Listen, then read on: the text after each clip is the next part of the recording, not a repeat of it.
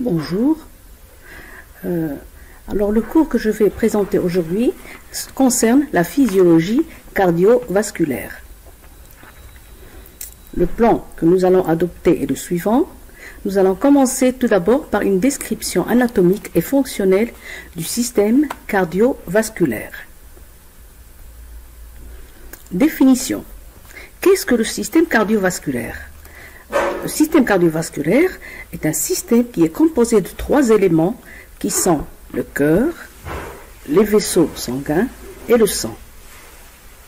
Le cœur est un muscle creux d'environ 270 grammes chez l'adulte qui se contracte de manière rythmique. Il est situé dans la cage thoracique entre les deux poumons et il repose sur un muscle qui sépare le thorax de l'abdomen, appelé le diaphragme. La fonction du cœur est en se contractant, il assure la progression du sang dans l'organisme afin de distribuer à chaque tissu les substances vitales qui lui sont nécessaires pour le métabolisme cellulaire, tels que l'oxygène et les nutriments. Le deuxième élément de ce système sont les vaisseaux sanguins. Alors les vaisseaux sanguins sont les voies de transport et le véhicule transporté est le sang qui est le troisième élément de ce système. Rôle du système cardiovasculaire. Alors le système cardiovasculaire assure quatre rôles importants. D'abord, il assure un rôle de transport de l'oxygène, du CO2, des nutriments et des hormones aux tissus et autres. Bien sûr, les nutriments sont... Et puis, il joue un rôle aussi de distribution de ces nutriments et de l'oxygène à différents tissus de l'organisme. Le troisième rôle étant l'élimination des déchets qui sont produits par les cellules, tels que le CO2, l'acide lactique et autres, par les organes émonctoires. Alors, un organe émonctoire est un organe qui permet à l'organisme d'éliminer les déchets qui sont nuisibles ou qui sont en excès, comme le foie par exemple, l'intestin, la peau, les poumons ou les reins. Vous avez ici un lien très important qui parle justement du rôle de ce système. Le quatrième rôle du système cardiovasculaire, c'est d'assurer ou de participer au maintien de l'homéostasie. Je rappelle ce que c'est que l'homéostasie, c'est le processus de régulation par lequel l'organisme maintient les différentes constantes du milieu intérieur à des valeurs normales, telles que le pH, la glycémie, la pression artérielle ou autres. Maintenant, nous allons passer à l'anatomie du cœur. Alors le cœur est divisé longitudinalement, comme vous le voyez, en deux parties, la partie gauche et la partie droite. Donc, il y a le cœur gauche et le cœur droit. La moitié gauche ne communique pas avec la moitié droite, ils sont séparés par le septum. Chaque moitié, qu'elle soit droite ou gauche, est divisée en deux cavités qui sont le ventricule et l'oreiller, l'udayn ou le butain. D'accord? Alors maintenant, si on s'intéresse un petit peu à l'histologie du cœur, on remarque que le cœur est constitué de trois tuniques qui sont le péricarde, le myocarde et l'endocarde. Péricarde, myocarde et endocarde. Alors le péricarde, c'est un sac qui est fibrocéreux, translucide, qui entoure le cœur et constitue la tunique externe. C'est comme une sorte de poche qui enveloppe le cœur, d'accord, et qui joue un rôle très important dans la protection de celui-ci. Il existe une maladie qu'on appelle la péricardite, d'accord, qui est une inflammation du péricarde. La deuxième tunique est le myocarde, c'est cette partie-là, d'accord. Alors le myocarde, c'est le tissu musculaire du cœur et il est responsable de l'action du pompage du cœur.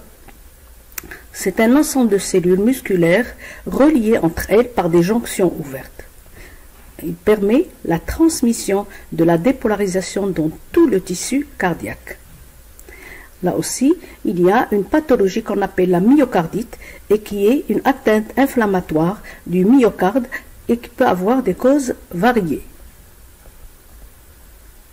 Et enfin, la troisième tunique, l'endocarde, c'est la membrane interne qui recouvre le cœur.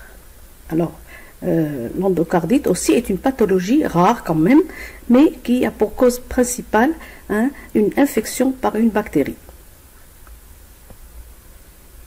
Maintenant, nous allons parler du tronc vasculaire, c'est-à-dire les vaisseaux qui sortent du cœur. Alors, les vaisseaux qui permettent la circulation du sang dans le cœur sont de deux types. Nous avons les veines et nous avons les artères.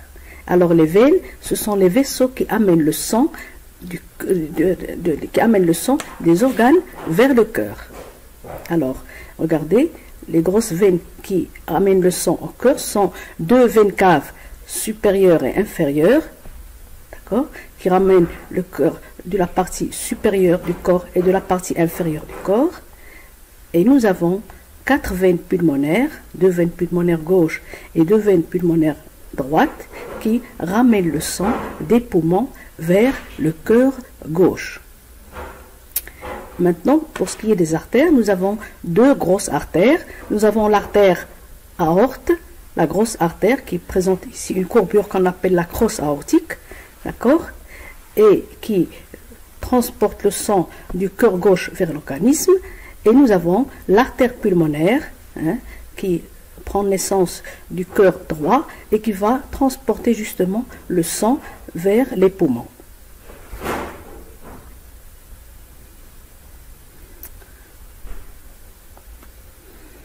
Alors nous allons parler des valvules cardiaques. Alors les valvules cardiaques, ce sont des petits replis membraneux qui séparent les différentes cavités du cœur. Nous avons les valvules auriculo-ventriculaires que voici. Les voilà, je les ai entourées de noir, d'accord. Et nous avons les valvules sigmoïdes qui sont situées entre les ventricules et les artères. Le ventricule gauche avec l'artère aorte et le ventricule droit avec l'artère pulmonaire. Si on fait une coupe sagittale du cœur, on voit que les valvules aortiques et pulmonaires se trouvent ici, les voilà.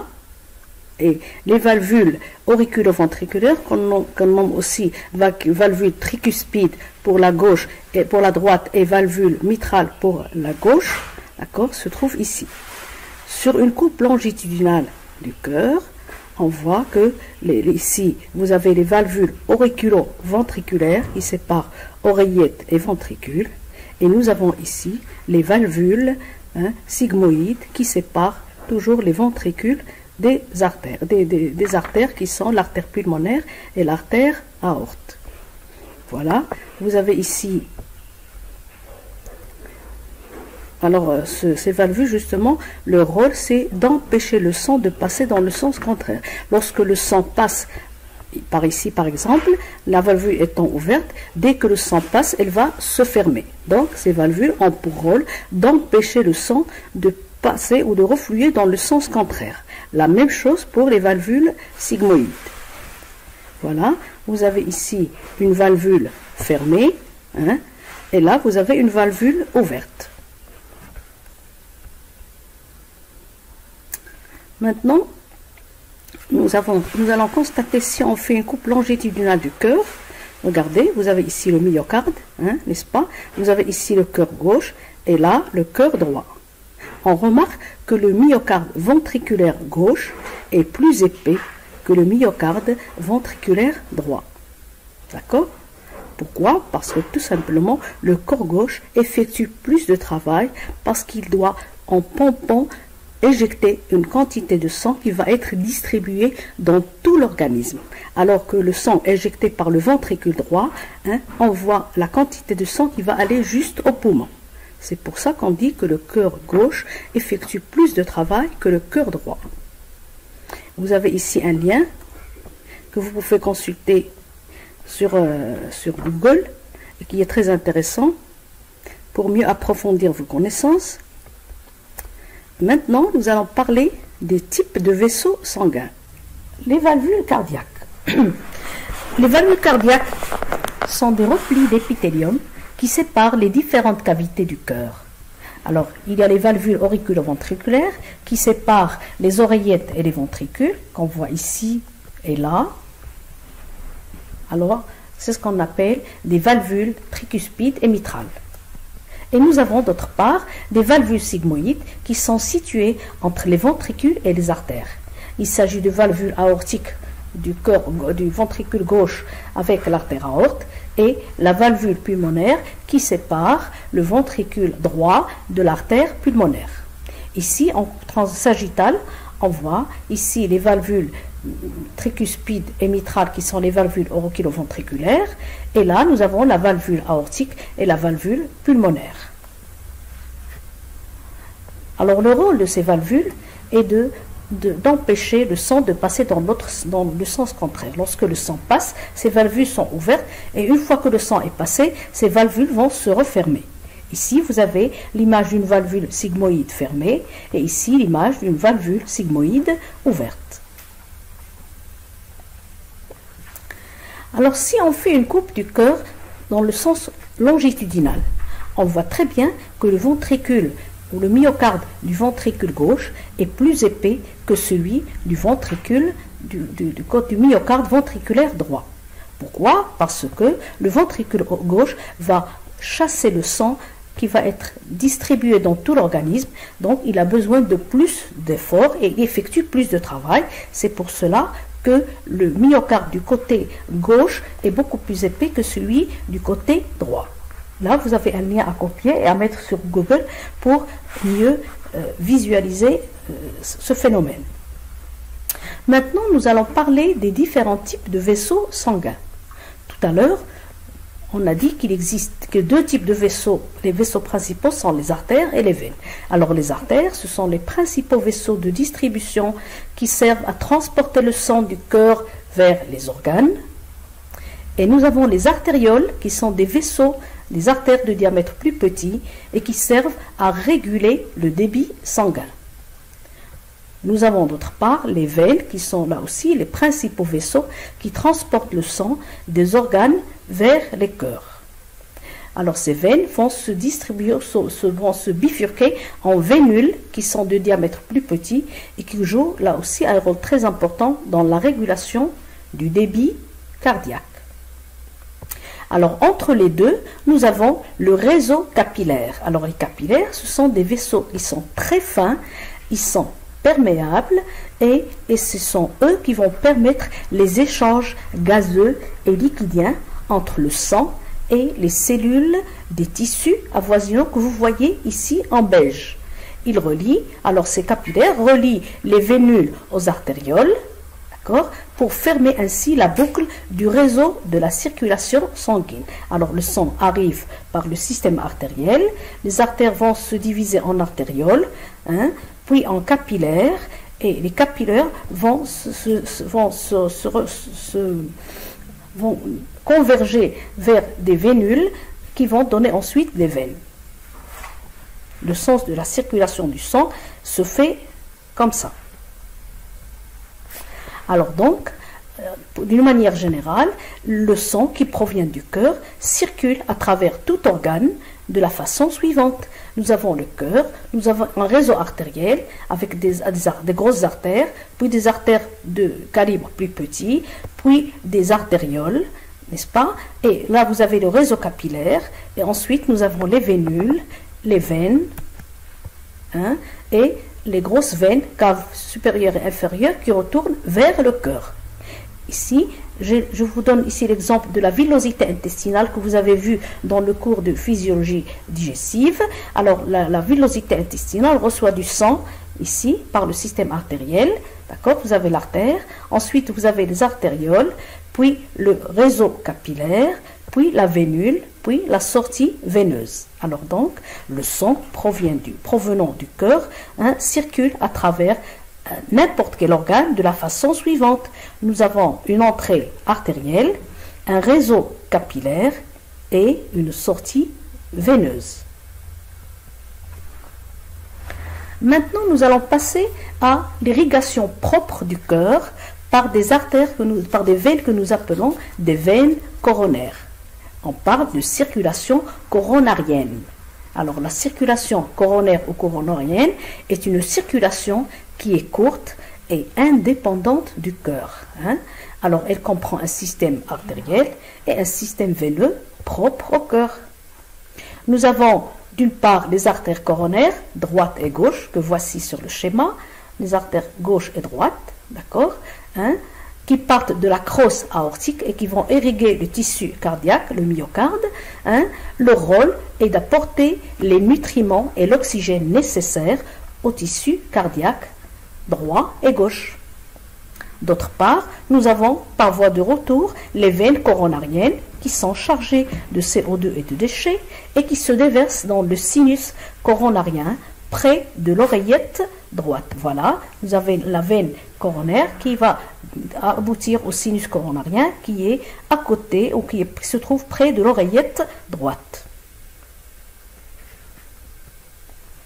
Maintenant, nous allons parler d'un phénomène ou d'une maladie qu'on appelle l'athérosclérose ou artériosclérose. Alors, l'artériosclérose ou l'athérosclérose est une maladie qui touche généralement les artères de grosse taille ou de taille moyenne.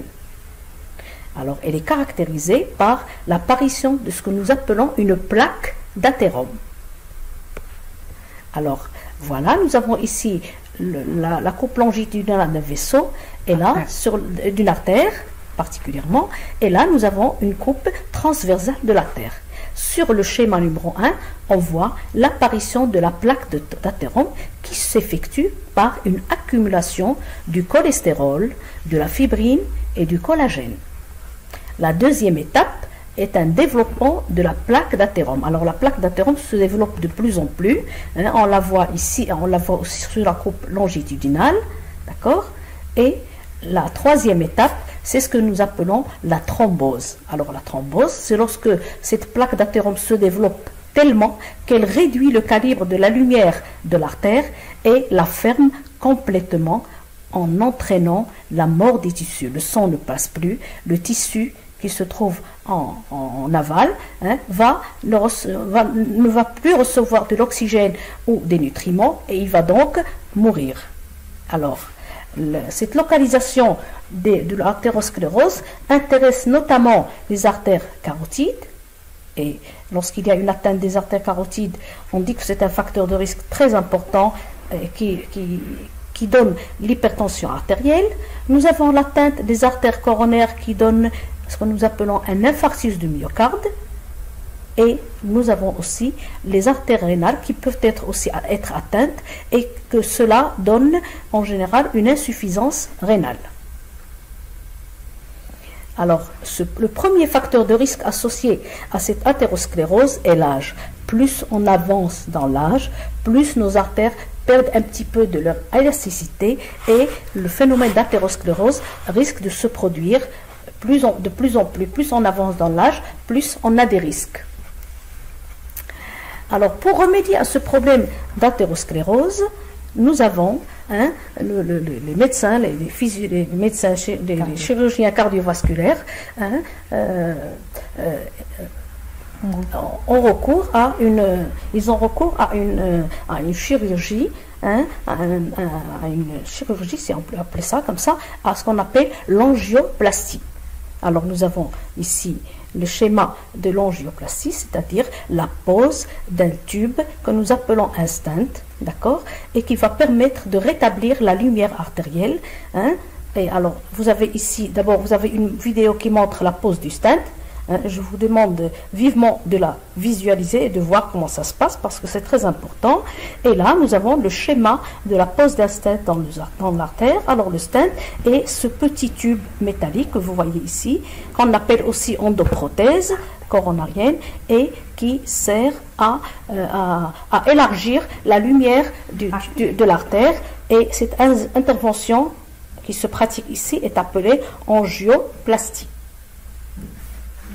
Alors, nous allons passer maintenant au deuxième paragraphe de ce chapitre qui est la circulation sanguine. Alors, la circulation sanguine. La circulation sanguine est un circuit fermé où le sang est continuellement pompé hors du cœur par un ensemble de vaisseaux qui assurent le transport vers les extrémités et les divers organes. Ce sang est ensuite ramené au cœur par un autre ensemble de vaisseaux, qui sont les veines.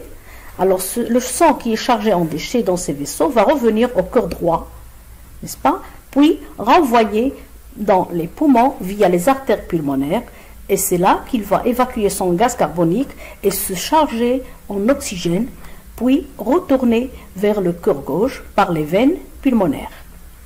Le ventricule gauche l'expulse alors vers les autres organes via l'aorte.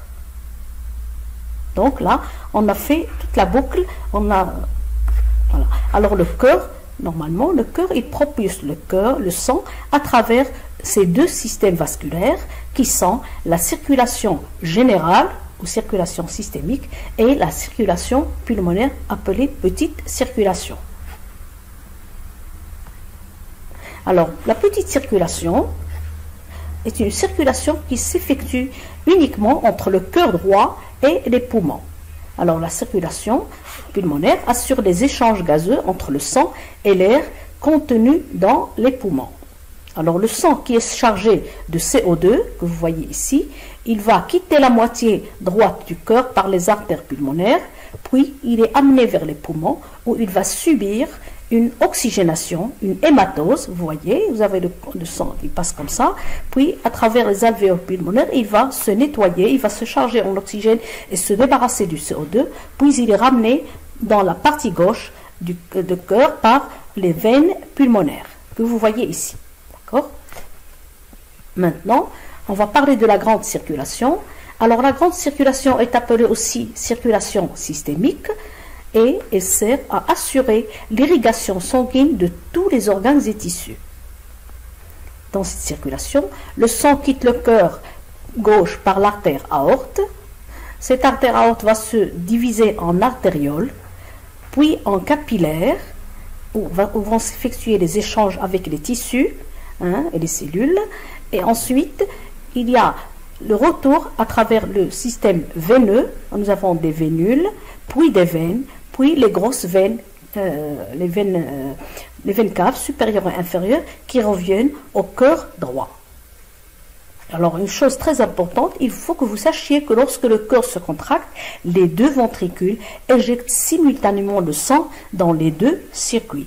C'est-à-dire dans la circulation, le cœur gauche, il éjecte le sang dans tous les tissus par l'artère aorte, et le cœur droit va éjecter le sang vers les poumons par l'artère pulmonaire. Alors, nous allons parler de la circulation veineuse. Lorsque le sang arrive aux organes, généralement, il quitte ceux-ci pour passer ensuite dans le réseau veineux, comme je viens de l'expliquer tout à l'heure, puis revient dans la partie droite du cœur. Alors, il faut savoir qu'en position debout, la pesanteur ralentit cette circulation veineuse qui remonte vers le cœur. La plante des pieds est très riche en veines et l'appui du pied sur le sol favorise généralement la poussée du sang vers le haut. Il y a aussi d'autres éléments qui participent à cette circulation veineuse qui sont les muscles des mollets, qui sont de véritables pompes musculaires et qui favorisent elles aussi le retour du sang jusqu'au cœur. C'est pour cela que la marche constitue un exercice très important et très favorable au bon fonctionnement de la circulation veineuse, alors que l'immobilité, qu'on appelle aussi la sédentarité, lui est néfaste. En plus, l'ensemble du système veineux des jambes est équipé d'un système de valvules qu'on appelle des valvules anti-reflux. C'est-à-dire que lorsque le sang passe du bas vers le haut, à chaque fois qu'il passe à travers une structure, les valvules de la veine, il y a des valvules qui s'ouvrent et d'autres qui se ferment et d'autres qui s'ouvrent pour laisser le passage au sang de remonter. Maintenant, nous allons parler de la révolution cardiaque ou du cycle cardiaque. Alors, la révolution cardiaque est un phénomène mécanique qui se produit au niveau du cœur. Alors, au fait, il s'agit de la période de temps comprise entre le début d'un battement cardiaque et le début du battement suivant. Le cycle cardiaque est une contraction qui est rythmique, coordonnée et simultanée des parties gauche et droite du cœur. Dans ce cycle cardiaque, nous remarquons qu'il existe deux phases importantes. Il y a la phase de systole, c'est-à-dire la phase de contraction, et la phase de diastole, qui est la phase de relâchement. Alors, dans cette phase de systole, il existe deux types de systole. Il y a la systole auriculaire, qui se traduit tout simplement par une contraction des oreillettes. Alors, les oreillettes se contractent et le sang est expulsé des oreillettes vers le ventricule. Lorsque le ventricule est suffisamment chargé de sang, ils vont se contracter à leur tour et le sang est expulsé vers l'artère pulmonaire et vers l'artère aorte. Maintenant, pour ce qui est de la phase de relâchement, alors durant la phase de relâchement du cœur, le cœur se relâche et le sang remplit à nouveau les oreillettes ainsi que le ventricule. Alors, si on s'intéresse à la durée de chacune de ces phases de systole et de diastole. Alors, on va dire que sur le petit chronomètre ici, que la systole auriculaire dure 0,08 secondes et la systole ventriculaire dure 0,33 secondes, ce qui donne un total de 0,38 secondes, tandis que la phase de diastole, elle dure 0,69 secondes. Donc, on peut dire déjà que la phase de diastole est beaucoup plus longue que la phase de systole, et c'est pour cela qu'on dit que le cœur est infatigable, parce qu'il se relâche, il se repose plus qu'il ne travaille. Maintenant, on va parler un petit peu de la révolution cardiaque et les bruits du cœur. Vous avez un schéma qui est très explicite, qui montre justement que, en parlant des bruits du cœur, on parle généralement d'une phase poum et d'un bruit tac. Alors, le bruit poum correspond à la fermeture des valvules auriculo-ventriculaires et le bruit tac, lui, il correspond à la fermeture des valvules artérielles. Alors, maintenant, nous allons parler d'une notion très importante en physiologie cardiovasculaire, qui est la notion de pression artérielle. La pression artérielle, appelée aussi tension artérielle, est la force exercée par le sang éjecté du cœur sur la paroi des artères. Dans le milieu médical, elle est exprimée en centimètres de mercure. Nous avons consacré pour cette notion une séance de travaux pratiques à cette notion de pression artérielle, une séance de travaux pratiques que nous avons mis sous forme de vidéo, vu les conditions sanitaires du moment. Alors, cette pression artérielle, elle dépend de trois choses. Elle dépend de la force de projection du sang éjecté du cœur dans les vaisseaux sanguins, c'est-à-dire que plus cette force est importante, plus la pression est grande. Moins elle est importante, moins la pression est grande. Cette pression dépend également du diamètre des vaisseaux. Elle est plus grande dans les gros vaisseaux et moins importante dans les vaisseaux capillaires ou les vaisseaux du diamètre plus petit. Alors les vaisseaux, lorsque le sang traverse les vaisseaux avec une certaine force, les vaisseaux vont exercer à leur tour une résistance qui s'oppose au frottement à la circulation du sang. Et cette résistance est matérialisée ici par les flèches vertes. Les flèches jaunes montrent la pression exercée par le sang sur la paroi des artères. Maintenant, nous allons parler des différents types de cellules cardiaques. Nous avons vu dans l'histologie des tuniques cardiaques que la tunique moyenne, appelée myocarde, qui est la plus épaisse d'ailleurs, est la responsable de la contraction du cœur. Alors, au niveau de ce myocarde, on trouve trois types de cellules.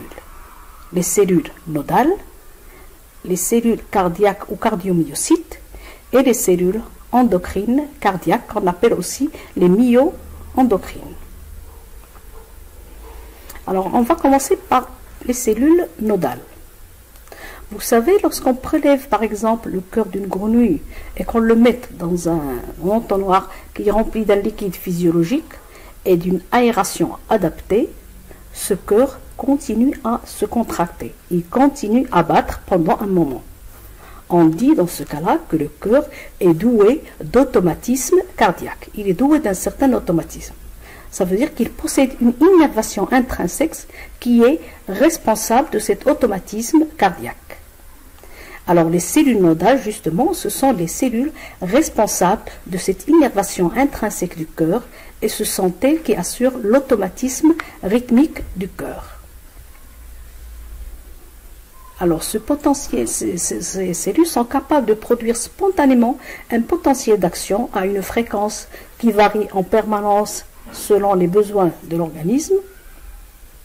Et ce potentiel va provoquer une dépolarisation membranaire qui va se propager aux cellules myocardiques voisines en provoquant leur contraction.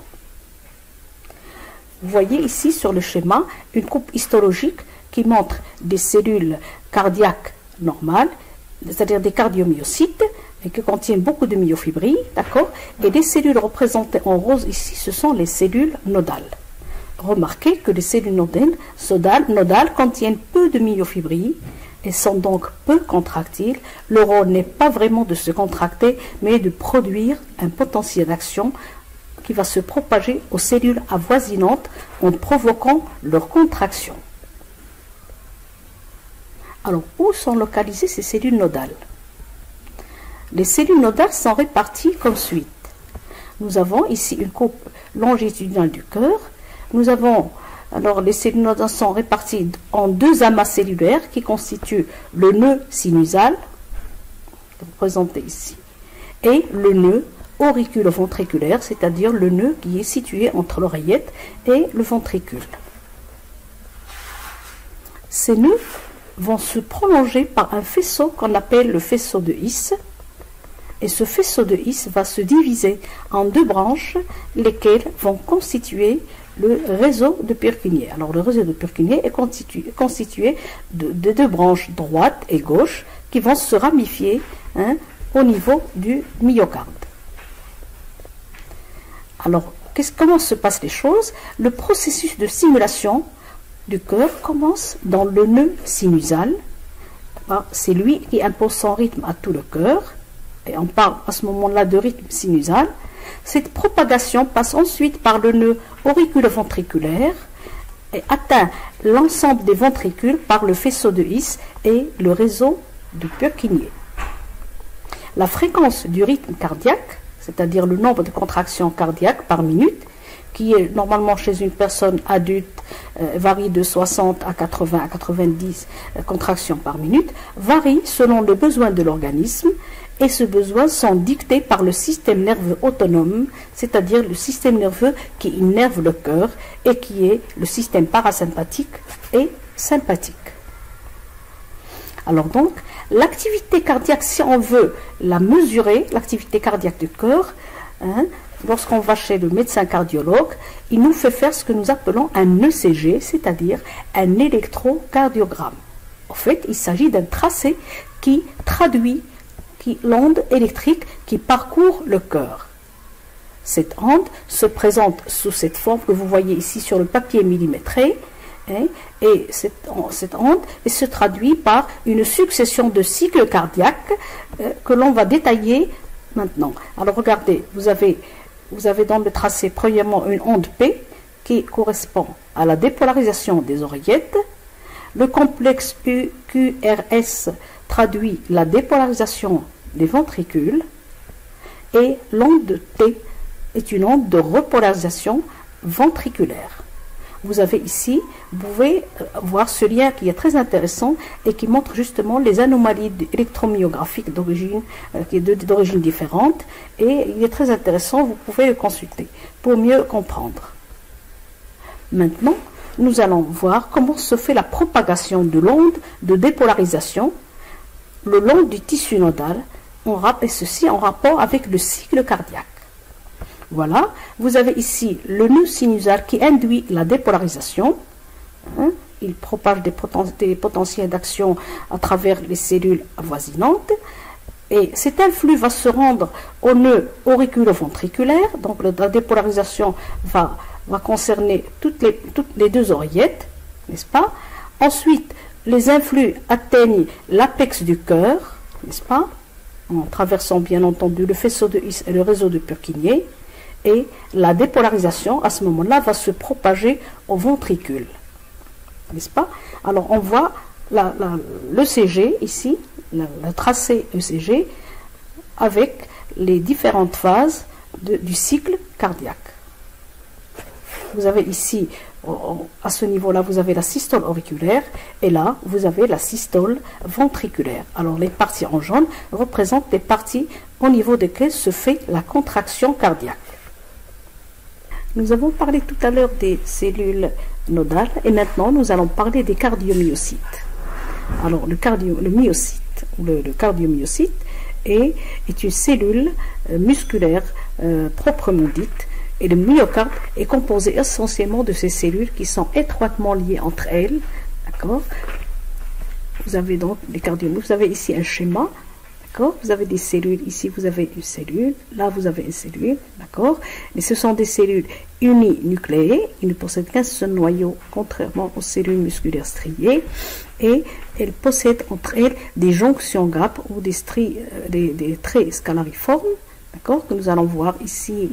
Et le cytoplasme de chaque cellule est constitué et rempli de sarcomères qui sont alignés les uns à côté des autres. Alors le sarcomère constitue l'unité contractile. Ici, une vue au microscope électronique de la cellule myocardique. Vous avez une cellule ici, vous avez une cellule, là vous avez une autre. Alors les petites flèches noires indiquent la limite entre les cellules. Et c'est au niveau de ces limites entre les cellules que se trouvent justement les disques intercalaires, ou des gap junctions ou des desmosomes. D'accord? Alors chaque cellule présente, comme je viens de vous le dire, de le rappeler, possède un aspect strié qui est dû essentiellement à l'alignement des sarcomères. Le sarcomère est la distance entre deux disques Z et il s'agit de filaments d'actine qui sont les filaments fins placés entre les filaments épais ou les filaments de myosine. Alors ici, on voit que les fibres musculaires ou cellules musculaires ou cardiomyocytes sont connectées électriquement les unes aux autres par des disques intercalaires, à l'intérieur desquels on va trouver trois types de jonctions membranaires. Alors, on peut trouver des desmosomes ou des jonctions adhérentes ou des gap junctions. Pour le rappel, nous avons les jonctions adhérentes que l'on trouve dans des tissus musculaires, d'accord?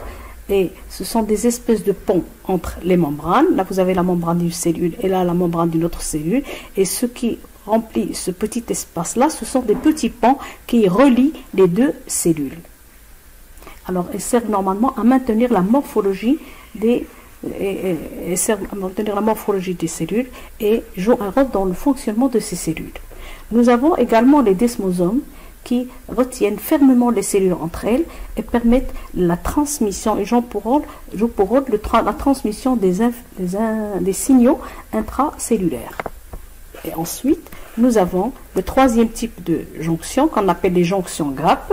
Alors, c'est tout simplement, ce sont des jonctions qui mettent en relation le cytoplasme de deux cellules voisines, d'accord, et c'est un assemblage de canaux qui traversent les deux membranes cellulaires, si bien qu'il y a que les ions peuvent passer entre, par exemple, les deux cellules, d'une cellule à l'autre. Ici, vous avez l'ultrastructure du muscle cardiaque. Nous avons par exemple ici une cellule cardiaque, musculaire cardiaque. On voit l'alignement des sarcomères, les uns à côté des autres. On voit des mitochondries. On voit le réticulum sarcoplasmique, d'accord, qui n'a pas trouvé beaucoup de place et qui est un peu étalé sur la périphérie de la cellule. Et nous avons ici ce que nous appelons le tubule transverse. En fait, il s'agit d'une invagination de la membrane cellulaire.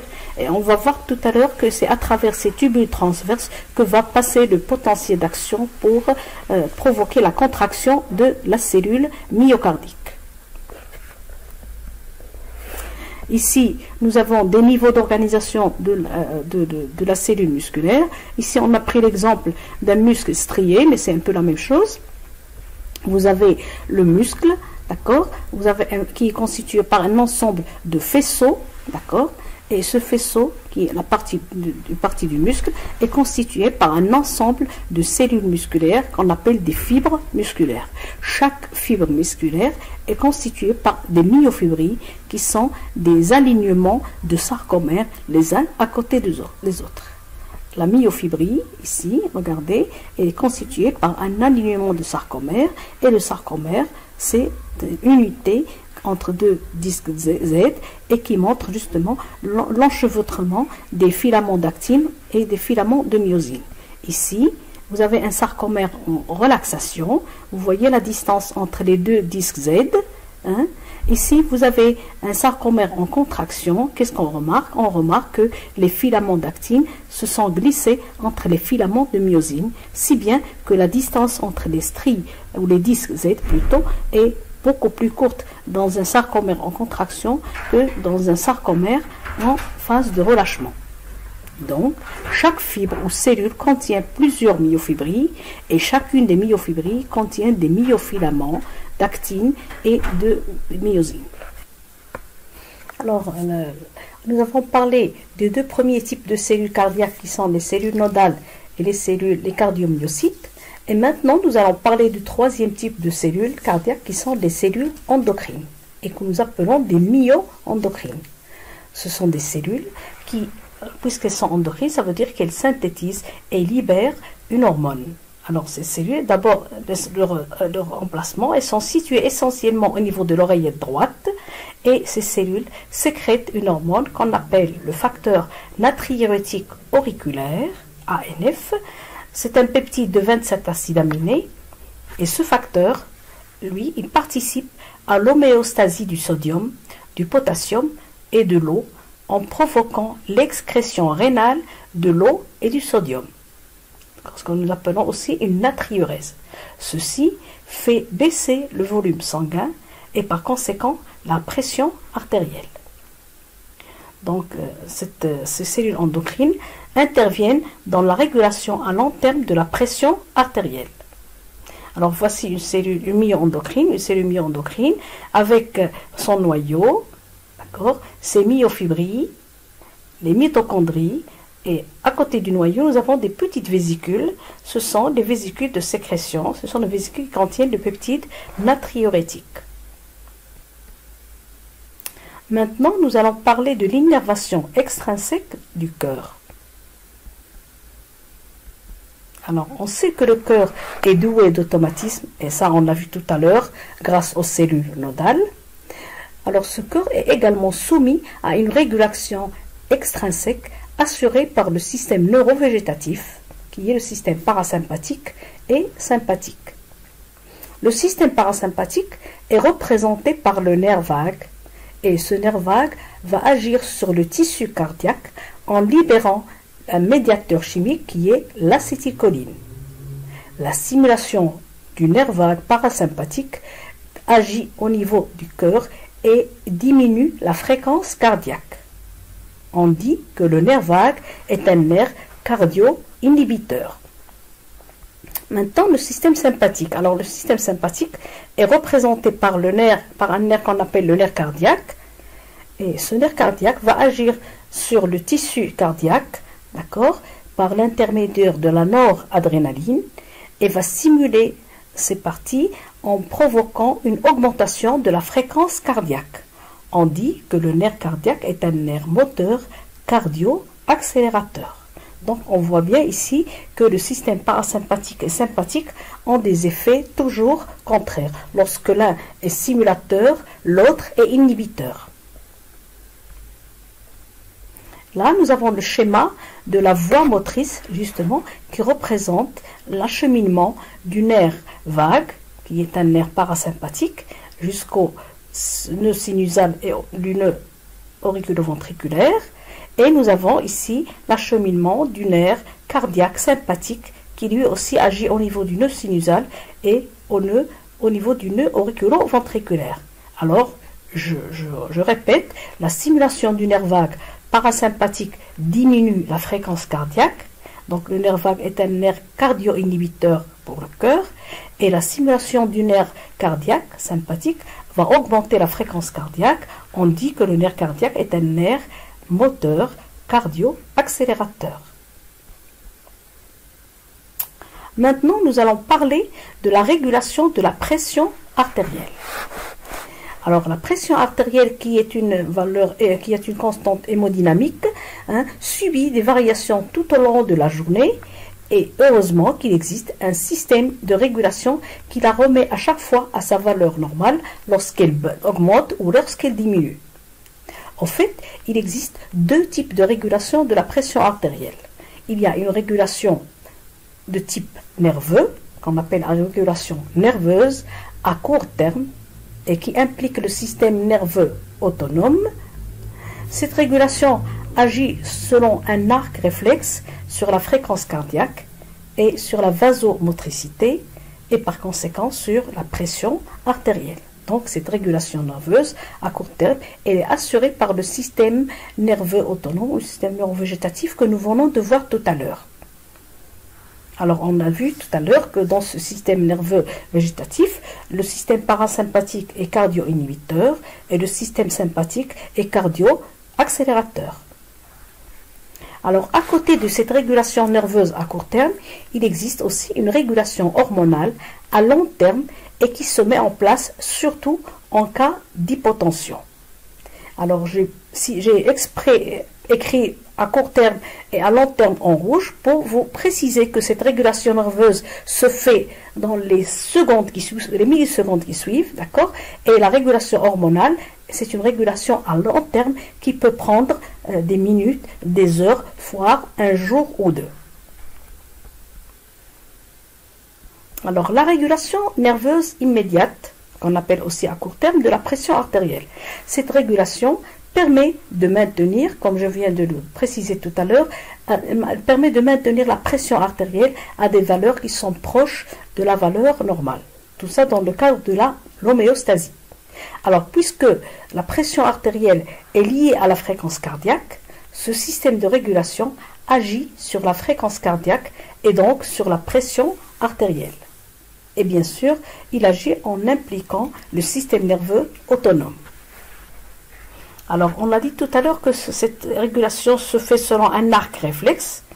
Voilà. Alors, l'arc réflexe est représenté par le schéma que vous voyez ici. Il va de 1 jusqu'à 7. Ce système de régulation agit par voie nerveuse qu'on appelle un arc réflexe. Alors, le début de cette boucle commence au niveau du récepteur qui perçoit une modification du stimulus. Ça, c'est un schéma général. Alors, je vais parler du schéma général et ensuite, je passerai à la régulation de la pression artérielle. Alors, dans ce schéma de l'arc réflexe, nous avons des récepteurs qui généralement sont très sensibles à une perturbation qui représente le stimulus. Et ces récepteurs vont envoyer par voie sensitive un nerf sensitif jusqu'au centre nerveux. Ce centre nerveux va interpréter, et il va recevoir l'information et il va agir en envoyant un message nerveux moteur par un nerf moteur sur l'organe effecteur qui va corriger la perturbation. Alors, dans le cas de l'arc réflexe de la régulation de la pression artérielle, les récepteurs ici, ce sont des barorécepteurs qui sont situés au niveau de la crosse aortique et du sinus carotidien. Nous avons une voie nerveuse afférente qui est représentée par les nerfs de Hering du sillon que nous allons voir tout à l'heure. Nous avons le centre nerveux intégrateur, c'est le bulbe rachidien. Et le nerf moteur, les voies efférentes motrices, sont représentées par les nerfs sympathiques et parasympathiques qui sont le nerf cardiaque et le nerf vague. Et l'organe effecteur, d'accord, et le cœur. Alors, donc, c'est au niveau de l'organe effecteur que s'effectue la correction de la perturbation. Maintenant, nous allons appliquer, encore une fois, avec un schéma plus détaillé, ce schéma de l'arc réflexe dans le cas de la régulation immédiate de la pression artérielle. Voilà. Alors, on a parlé tout à l'heure des barorécepteurs. Eh bien, ces barorécepteurs, ce ne sont pas autre chose que des protéines, d'accord, qui se trouvent au niveau de la membrane plasmique des cellules, qui se trouvent au niveau cardiaque, d'accord, et qui vont justement au niveau du sinus carotidien et de la crosse aortique, et ces barorécepteurs sont très sensibles à la variation de la pression artérielle. D'accord? Alors, ces barorécepteurs qui se trouvent ici, au niveau du sinus carotidien et au niveau de la crosse aortique, n'est-ce pas, hein, vont détecter une variation de la pression artérielle. D'accord? Alors, quand ils vont la détecter, ils vont envoyer un message par la voie sensitive que nous venons de voir tout à l'heure. Alors, ces barorécepteurs informent les centres de régulation de la tension qui sont situés dans le tronc cérébral, et ceci par les nerfs de Hering et de Sillon. Alors, à partir de la crosse aortique, nous avons un nerf qu'on appelle le nerf de Sillon qui va jusqu'au niveau du bulbe, du tronc cérébral, d'accord, qui englobe bien entendu le bulbe. Et pour les sinus carotidiens, nous avons une structure paire de nerfs qu'on appelle les nerfs de Hering, d'accord, parce qu'il y a la carotide droite et la carotide gauche. Donc, alors je rappelle encore une fois, je récapitule le schéma de la boucle de régulation nerveuse de la pression artérielle. Alors ce schéma commence par les barorécepteurs. D'accord, ces barorécepteurs, lorsqu'ils perçoivent une modification de la pression artérielle, ils vont envoyer un message nerveux sensitif via le nerf de Sillon ou le nerf de Hering, et ce message va aller jusqu'au centre bulbaire, parasympathique ou orthosympathique. D'accord? Alors, ce centre bulbaire va recevoir cette information et va envoyer la réponse appropriée par une voie motrice qui est soit celle du nerf vague, qui est un nerf cardio-inhibiteur, soit pas celle du nerf cardiaque, qui est un nerf cardio-accélérateur. Et qui dit modification de la fréquence cardiaque, dit modification de la pression artérielle. Alors, lors d'une cardio-inhibition, la fréquence cardiaque baisse et donc la pression artérielle baisse. Ou alors, dans le cas d'une cardio-accélération, la fréquence cardiaque augmente et donc la pression artérielle augmente. Nous avons ici un schéma de la boucle de régulation encore plus détaillé. Alors ce schéma se divise en deux parties. Vous avez la partie gauche qui montre justement le cas d'une augmentation de la pression artérielle. Quelle est la boucle ou la boucle des événements qui se produisent jusqu'à aboutir à une baisse de fréquence cardiaque et donc une baisse de la pression artérielle. Et à droite, vous avez une baisse de la pression artérielle, et avec cette baisse de pression artérielle, il y a un tas d'événements qui se produisent, que vous pouvez lire ici sur les légendes écrites, et tous ces messages finissent par donner une augmentation de la fréquence cardiaque et donc une augmentation de la pression artérielle. Alors, à côté de cette régulation nerveuse, il y a la régulation hormonale de la pression artérielle.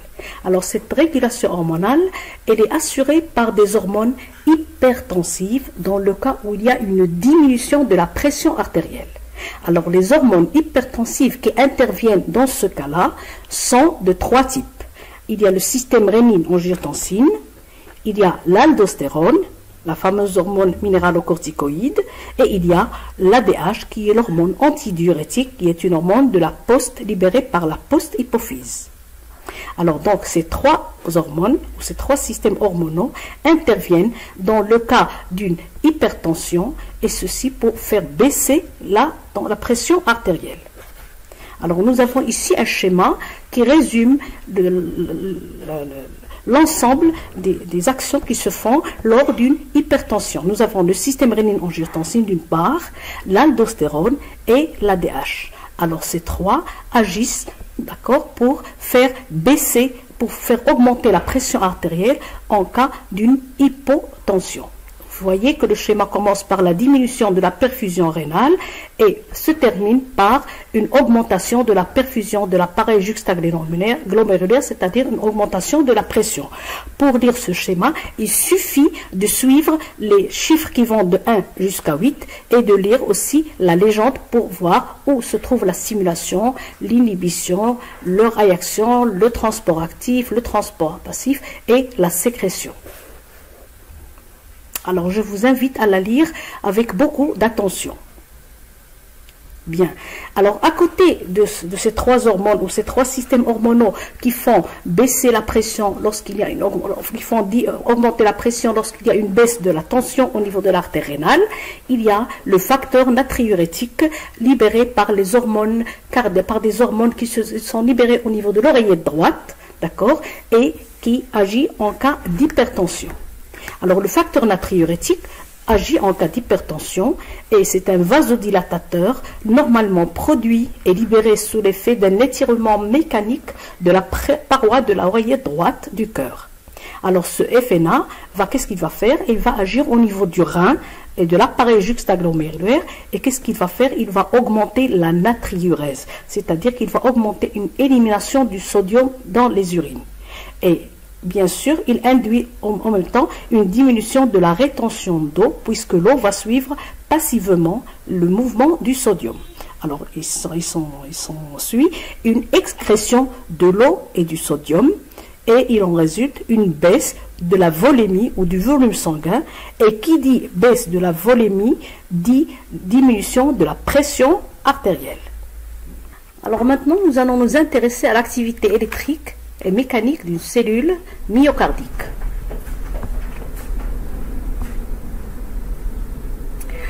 Sur cette courbe, vous le voyez, on voit que la stimulation d'une cellule myocardique se traduit dans le temps par l'apparition d'abord d'une activité électrique, que voici, qui est représentée par la courbe noire, sous forme d'un potentiel d'action.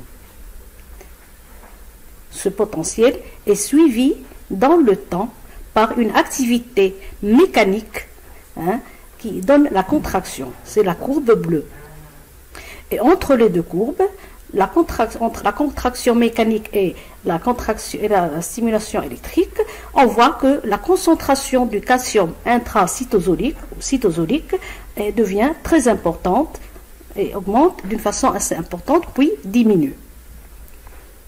Donc l'activité électrique d'une cellule musculaire se traduit par l'apparition d'une activité électrique sous forme d'un potentiel d'action suivi d'une activité mécanique qui donne la contraction. Maintenant, nous allons analyser les différentes phases du potentiel d'action de la cellule myocardique.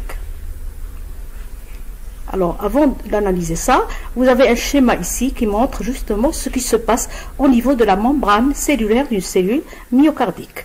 Nous avons le milieu intracellulaire ici et le milieu extracellulaire, d'accord?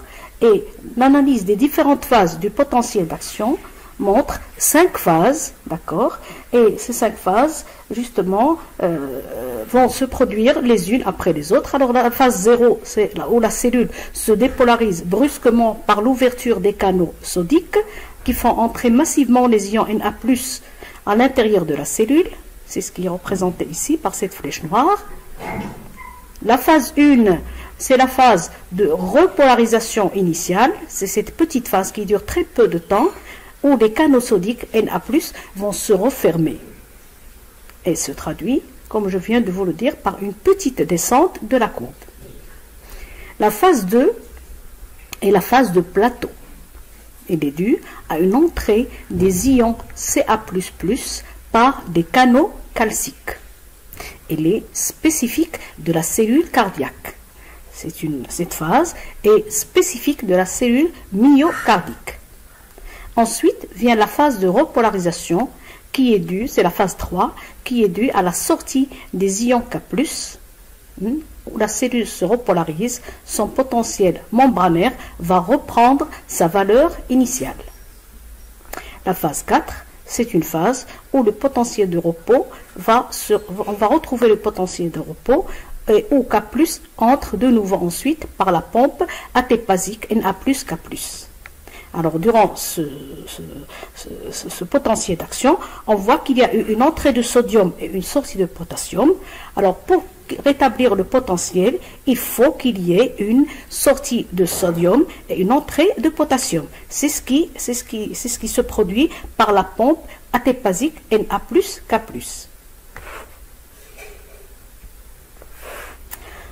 Maintenant, nous allons voir le couplage excitation électrique, contraction mécanique. Alors l'excitation électrique des cellules myocardiques par les cellules nodales, bien entendu, provoque de mouvements très importants ioniques, notamment le mouvement de calcium. Le calcium, c'est lui qui va déclencher le raccourcissement des protéines comme l'actine, ce qui provoque la contraction des cardiomyocytes.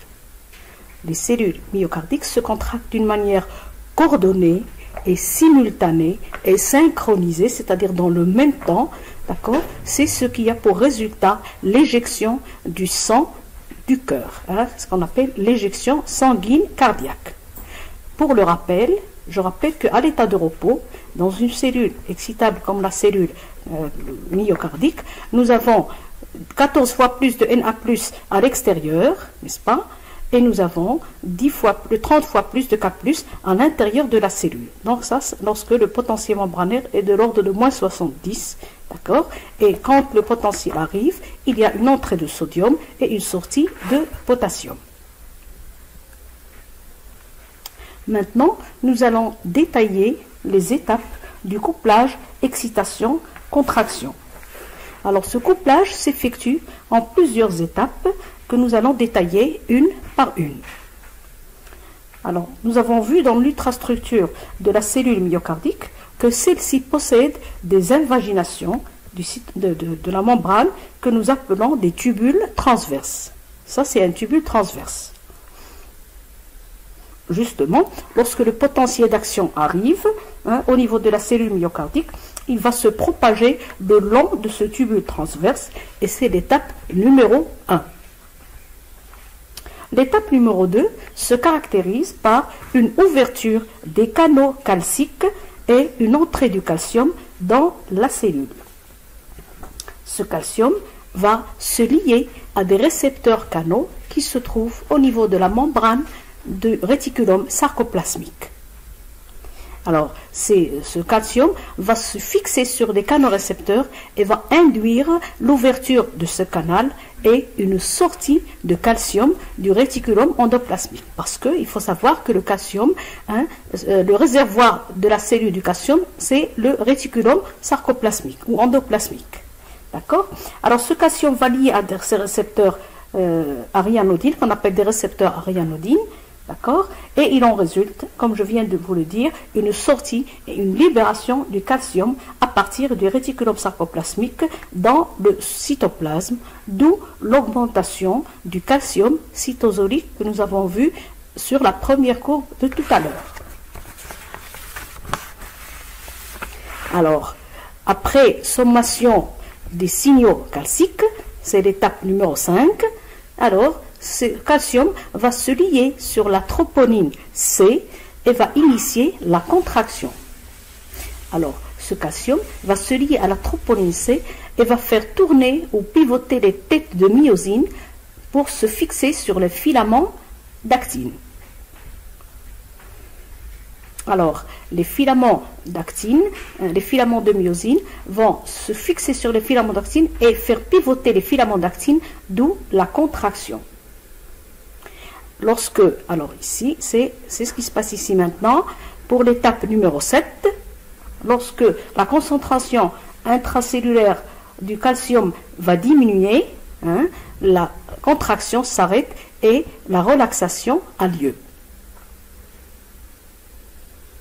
Alors le calcium qui était contenu dans le cytoplasme va devoir quitter la cellule pour que la contraction s'arrête. Alors, il y a deux façons d'expulser le calcium du cytoplasme. D'abord, il y a une pompe expulsée par la chambre. Alors, il y a un échangeur, un antipore Na+K+, que voici, qui va faire sortir le calcium à l'extérieur de la cellule et faire entrer le sodium, n'est-ce pas? Et il y a une pompe atéphasique ici, atéphasique, qui se trouve sur la membrane du réticulum sarcoplasmique. Le gradient de Na+ est maintenu donc par cette pompe atéphasique et cet antipore Na+, Ca2+. Et bien entendu, vous avez dans la membrane des cellules excitables, ceci va faire, puisque le sodium est rentré, il y a un antipore qui va faire sortir le sodium et faire rentrer le potassium. Et voilà. Donc le couplage excitation-contraction met en jeu une commande des glissements des filaments d'actine entre les filaments de myosine. Vous voyez que les filaments de myosine n'ont pas bougé ici, tandis que alors que c'est les filaments d'actine qui ont glissé, d'accord, au moment de la contraction. Et ici, avec la relaxation, elles ont repris leur forme initiale. Alors tout ceci est provoqué par le calcium. Tout ça pour vous montrer l'importance du calcium dans la cellule myocardique. Vous avez ici des schémas très intéressants qui montrent justement le rôle du calcium avec plus de détails, hein, avec la fixation du calcium sur la troponine C. Voici. Hein, vous voyez, lorsqu'elle se fixe, elle va faire pivoter tout ce complexe troponine pour que la myosine puisse se déplacer et tirer les filaments d'actine. Alors, nous avons également cette séquence d'événements qui se produisent et qui montrent justement le glissement des filaments d'actine. Et pour finir, nous avons une vidéo ici qui montre la contraction d'une fibre musculaire squelettique.